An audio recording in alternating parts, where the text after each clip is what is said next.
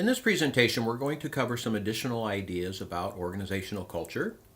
We're going to talk about dominant versus subcultures, and we're also going to introduce the competing values framework. So, let's move right ahead here, shall we? So,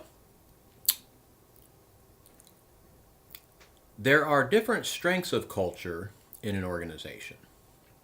Now, these ideas come from the work of Edgar Schein, and this would suggest that there are dominant cultures, subcultures, strong cultures, and weak cultures. Okay, so let's look at the dominant versus subculture idea here for a second. So the dominant culture is the one that, generally speaking, everybody in the organization would ascribe to. These are sort of the big picture, what are we about, what's important, what do we do, what do we value. And most people would say, yeah, this is what our organization's about. But then there's also subcultures, and these may be departments or divisions, peculiar groups of people, within the organization that might have their own set of their own identity and their own set of values and things that are important to them. So in a church context, you might have the overall vision and mission, the DNA, what it's like to be around here, generally speaking. But then the different subgroups might have their own unique ways of going about things and history and legends and stories and all those sorts of things, behaviors, artifacts.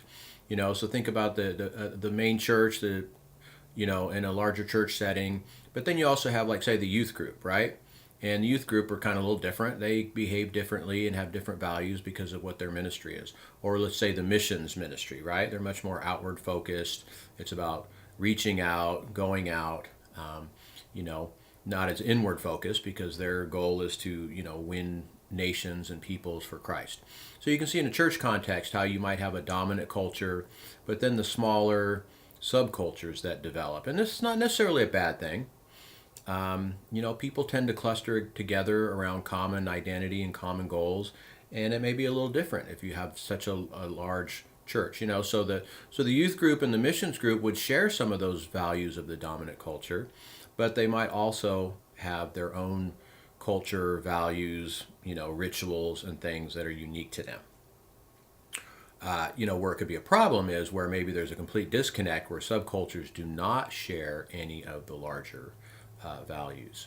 And if you look at culture today in America, there's still kind of a sense of dominant culture, but we've got so many subcultures and so many competing voices, and there's really a fragmentation of society. It's almost hard to conceive of a dominant culture, right?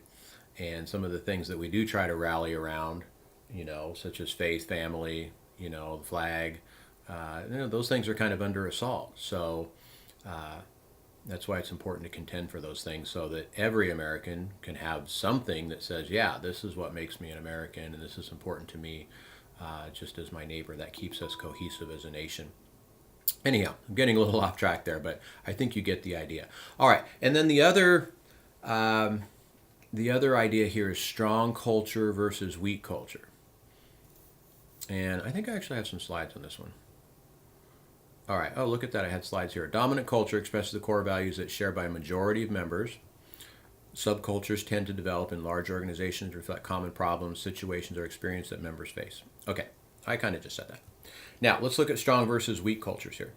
Strong cultures have a great impact on people's behavior.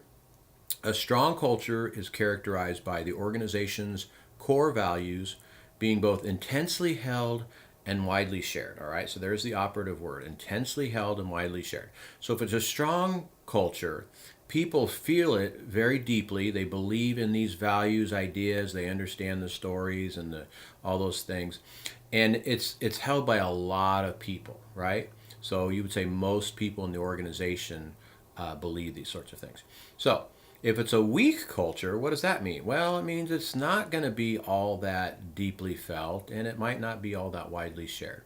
So maybe, let's just say in a church context, maybe the pastoral staff holds it intensely, but then it doesn't really, it's not, these values, etc., are not held by anybody beyond them, so it's just embodied within the core leadership of the church.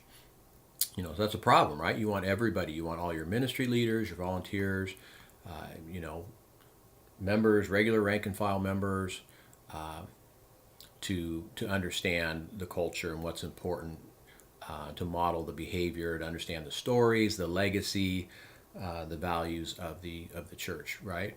So, anyhow, so that's an important little distinction to make, right? And I think we would think ideally we want strong cultures, right? I think that's optimal there. So as leaders, the question is, are we developing a strong culture, one which is intensely held and widely shared? So do people truly understand what's unique and special, what our values, what our assumptions are about what's real? Do they understand the meaning behind some of our rituals? Do they understand the history and the founding of the organization, right? And this is really important. And I think history is something that can bind an organization together. And good leaders are really good at retelling the story, right? So, in my denomination, which is Foursquare, to this day, we still talk about Amy Semple McPherson. Now, she's been, gone for 70 years now, right? But her legacy lives on because some of the things that were important to her are still important to us today. And so when you have a story, of a person who did certain things, and you retell those stories and you talk about little incidents, those are kind of little hooks that people can grab onto and say, yeah, that's a great story. That's an important part of our history of who we are, and we're still like that today. That's still an important value. Sister Amy was really good at what were called illustrated sermons, right? And this was kind of novel in her day. She would do creative theatrical productions to illustrate biblical ideas. And so even to this day, our denomination believes in, creative expression, creative ways of expressing the gospel. It's never been a very kind of liturgical church in that sense. It's about being relevant and reaching people today in new and creative means, right? So the things that she did and modeled and valued are still talked about, and we still go for that today, right? So telling stories of founders, of history, of people who did the right thing, people who exemplified, what you're about. Those are important ways to reinforce and to develop a strong culture. People love stories, and so as leaders, find those stories that you can use as hooks to help people understand what your culture is all about. All right, so let's move on here. The next thing I want to talk about is what's called the competing values framework. All right, and this is a useful tool right here. You can use this to analyze your culture of your church or your organization. And I'll show you how to do that in a different context, but I want to explain the model here first. All right, so this is something that was developed by Cameron and Quinn, and they developed what they called the competing values framework to describe different types of organizational culture. So far we've just been talking about culture in general, but this model here says, no, there's actually, sort of prototypical cultures that every organization can kind of fall into. And moreover, it's called competing values because, again, different people, because of where they are, value different things. And so there's kind of a tension. So it's hard to always think everybody all believes this, but there's a tension. And so it sort of raises this idea that there's competing values within the organizational culture. Now, the framework is based on two dimensions here. One is flexibility versus stability, and the other is an internal focus versus an external focus, right? And so, because you have two dimensions here, hold on, I'm going to divert that. So because you have two dimensions here, that gives you four cultural types, which represent opposite or competing values of organizational members. All right, so let's take a look at that. So this graph here, this model, shows the four different cultural types here based on whether the organization is internally or externally focused. So internally means they're focused on themselves. Externally means they're focused on people outside of the organization. And then, so if you notice on the right and the left, you'll see the internal on the left and external on the right. And then flexible versus stable, that's the other axis. So on the top, you'll see flexibility and freedom to act, and the bottom is stability and control. And so that leads to 4 different types of cultures, and we're going to talk about those now. So the clan culture is one that is internally focused and flexible. And let's go back to our chart here for a second. See the clan culture on the top left? You'll notice it's on the left by internal, and it's near the top, which means it's flexible. So, clan culture is one that's sort of like a family. It's a friendly type of culture. People like each other, right? And the leader is looked at as very much sort of a father figure or a mentor, somebody who cares about the people. One of the key values, some of the key values are things like loyalty, being involved, traditional, right? It's, this is our history. We band together because this is who we are. And the theory behind this is sort of has to do with human resource development, and a high commitment and solidarity produce effectiveness, right? So it's kind of an HR approach that says, hey, if people are committed to each other, if they're cohesive in a sense, that's going to be effective. Now, right away, you might look at this and say, yeah, that pretty much describes my church. And in all the years I've been teaching this model, I've rarely had a pastor or church leader who has said anything other than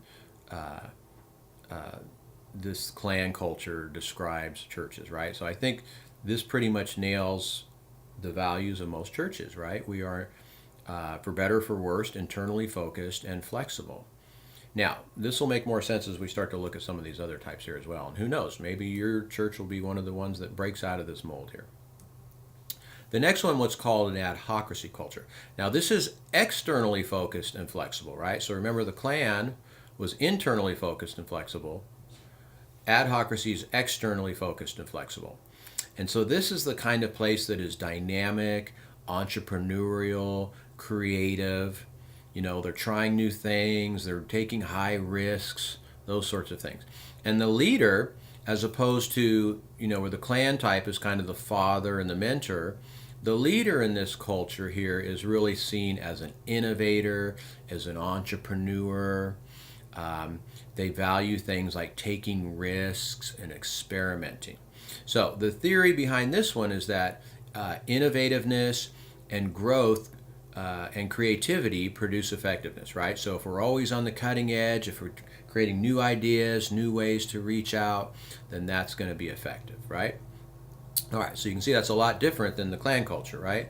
So the leader here is more of an innovator. Maybe he's a little bit, out there, a little eccentric, right? He's not the loving, caring, compassionate, mentoring father, but rather he is the visionary who's constantly pushes us to change and to create and to find new ways to be better, to different, to find a niche, those sorts of things.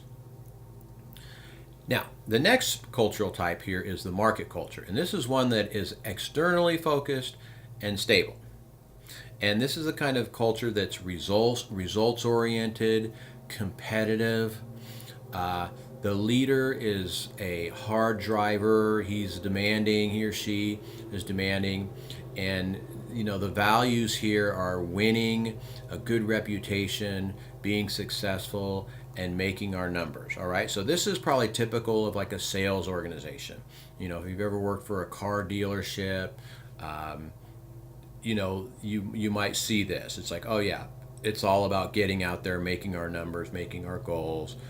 The boss was kind of always on us to drive and demand and make sure that we are hitting our goals, those sorts of things. So the theory here, goal achievement, market share, and numbers produce effectiveness. So the way that we're going to be effective and compete and sustain here is if we reach our numbers.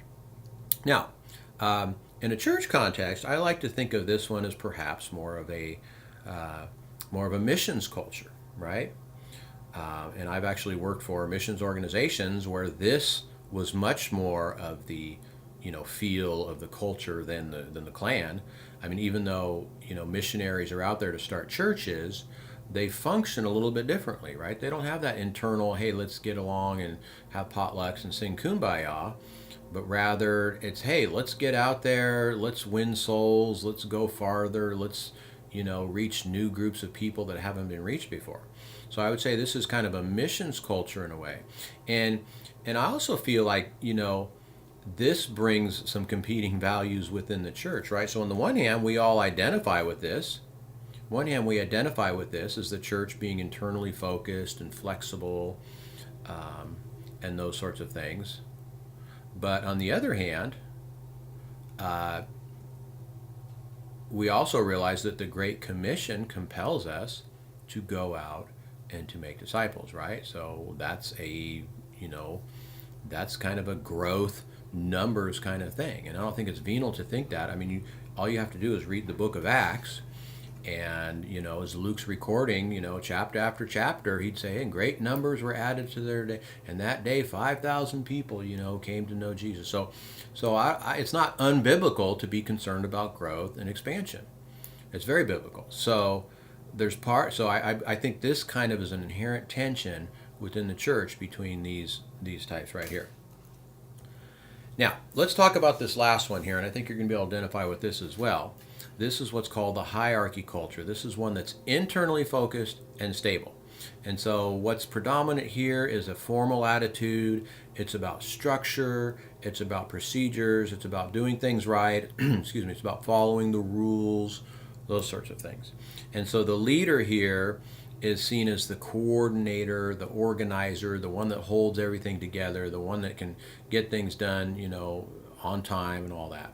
And so efficiency and reliability are the keys to success here. And the theory is that efficiency, timeliness, and consistency produce effectiveness, right? So if we do things efficiently and on time, and if we do it well, then that's going to be effective.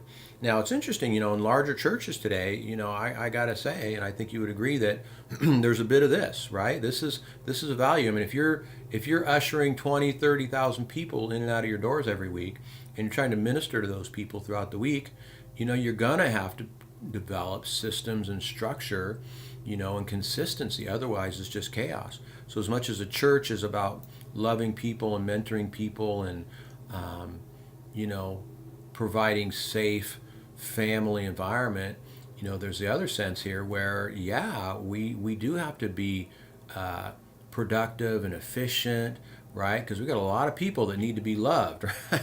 So this is a tension, right? So this kind of gets back to this whole idea here. Hold on. This gets back to this tension here between these things, right? So, So here's where the tension is, right? So here's how things are competing. So let's just say, you're a church, right? And of course we value things, that are of the clan culture, right? The pastor being a father, mentor, loyalty being involved, all those sorts of things. Those are all very important to us.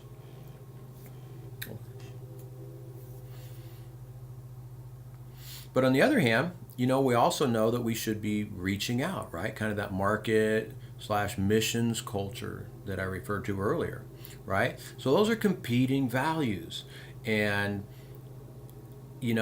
part of leadership's role is to manage that tension of the competition, and developing a culture that's broad enough, to be concerned about those, of empowering people to do different things, of not letting one necessarily stifle the other. So let's look at the hierarchy culture for a second, right? Well, in a large church, it's awful important to have structure and efficiency and those sorts of things, but you can't do it at the neglect of creating family and those sorts of things. So I guess the challenge is recognizing if you're veering too far in one direction or another. So I could easily see a large church becoming more of a hierarchy, and and one morning you wake up and say, man, this is just one big bureaucracy here. We're cranking out services, we're cranking people in and out, cranking out literature and media and all that, but where's the love? Where's the family environment? How do we kind of get back to our roots as a place, that values involvement and, mentorship and those sorts of things. All right, now we're going to ask these questions on the discussion board, but I want you guys to sort of wrestle with, optimal culture, which is best for some of these different types of things. And I want you to think about your own church or ministry or organization, workplace, in terms of what kind of culture it is. Now, let me just give a few parting thoughts here about culture in general, all right? So remember this. People do not change their values, for example, by simply being told that they should.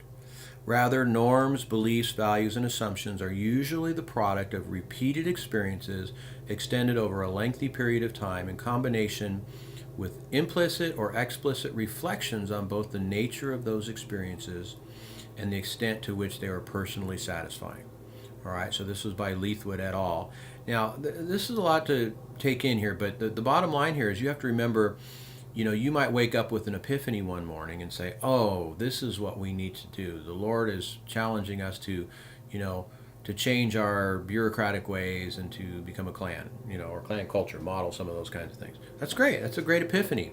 But you can't think that you're going to change that ship overnight, by giving an inspiring sermon, right? So people don't change because they're told to change, right? So these things happen over repeated experiences over a long period of time. So you're going to need to keep banging that drum. You're going to need to give it time. Culture, and here's the thing about culture, it came trendy in 80s to think about and try to change culture. Well, the reality is culture is very solid, it's very impermeable, it's very resistant to easy change. So there's not 5 easy tricks. There's no silver bullet that anybody, myself or anybody else is going to give you to change culture. It's a long, difficult process, and it's going to take time because it has to do with deeply held assumptions and values and history, right? So how do you change those things overnight? You don't. You can't change your history overnight, right? You have to have new experiences that become the new norm. So leaders must understand that the only thing of real importance that leaders do is to create and manage culture, and that the unique talent of leaders is their ability to work with culture. Now, there's a couple ways that leaders influence culture. First of all, by what they pay attention to, right? So if it's important to the leader, it typically becomes important to everything else. If you're a pastor and, let's just say you have Mission Sunday comes along, and you're not really all that, excuse me, you're all that excited or interested in missions. All right, I'm just going to let the other pastor lead the service and introduce the missionaries and blah, blah, blah. Well, what does that say to your people about missions as a value to you, and how will that influence the culture? They can see you're phoning it in. They can see that you're outsourcing it, right? Or on the other hand, what if on Mission Sunday you showed up early, you introduced the missionary speakers with passion. Afterwards, you gave an impassioned plea for people to support it. All of a sudden, now people say, oh, wow, the pastor really cares about missions, right? So you're paying attention to that, and everybody else says, they get the cue, right? They say, this is important to the pastor here. He's up here, he's talking about missions. And not just on Mission Sunday, but man, it seems like every other week he's talking about something. He's showing videos of missionaries. He went on a missions trip himself, and came back and didn't stop talking about it for 6 weeks, right? So if that's what the pastor pays attention to, guess what? That's the kind of values, that's the kind of culture that he or she are going to develop in their church. And the other way is by what they reward. And again, it's not necessarily monetarily, right? But it's rewarding in terms of giving people opportunity, recognition, platform time, all those things that are valuable to others. So if you reward the right things, right? So you can reward some things and neglect other things, and people also say, this is what I do here if I want to get ahead. This is what I do if I want to grow in this particular culture. Leaders should develop the right kind of culture to match their strategy, mission, and vision. And a culture of quality. And last but not least, a culture rooted in biblical values, which honors their denominational heritage, values all members, and is relevant to today's culture. That's yours truly right there. So the bottom line for leaders is this: if they do not become conscious of the cultures in which they are embedded, these cultures will manage them, right? So we have to understand culture. Just like the proverbial fish in the water, he doesn't understand that he's wet. This is just reality, So you have to be able to get outside, or at least become aware. I don't want you to be a fish flopping around gasping for air or water or whatever they gasp for whenever they jump out of the little fishbowl there. But you get the metaphor here, that you need to be able to transcend the culture in a way, and to see, put on your cultural lenses and think about the values and assumptions, the meaning behind the artifacts. Why do we dress this way? Why do we talk about this? How come we don't talk about that, right?